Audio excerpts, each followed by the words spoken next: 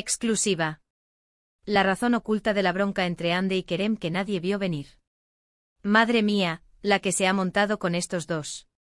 Pensábamos que lo sabíamos todo, que era por la presión, por las agendas, por los celos. Pero nada de eso. La verdad es mucho más jugosa, y os la voy a contar ahora mismo. A ver, que Ander Ercel y Kerem Bürsin se pelearon, eso lo sabemos todos.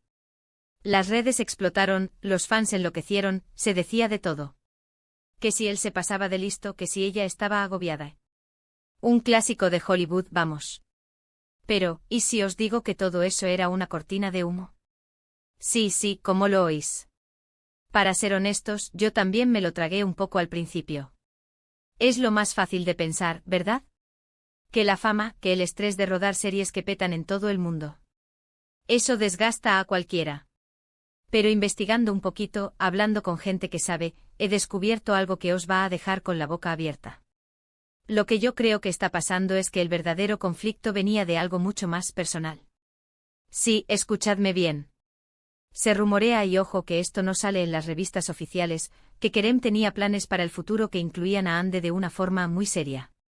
Hablamos de anillos, de familias, de un para siempre en toda regla. Y ahí es donde se torció la cosa.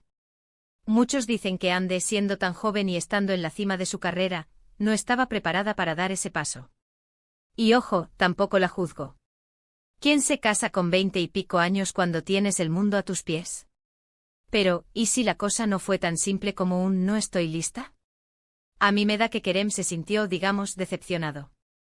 Y no es para menos. Si tú tienes una visión de futuro con alguien y esa persona te dice que no, y además lo hace de una manera que no te esperas, pues claro que hay bronca. Y no una bronca de ¿por qué no lavaste los platos?, sino una bronca gorda, de esas que te remueven por dentro. Imaginaros la escena, un plan súper romántico, una pedida de mano que sale de la nada para ella, y ella, con todo el derecho del mundo, dice que no. Pero el no de Ande, según lo que he podido saber, venía con un pero muy grande. Un pero que implicaba que ella quería seguir volando sola, explorando su independencia, y no le apetecía estar atada en ese momento. Y claro, Kerem, que a lo mejor ya se veía con la casa puesta y los niños corriendo por el jardín, pues se sintió herido. Y ahí, amigos, ahí nace la bronca que muchos no vieron venir.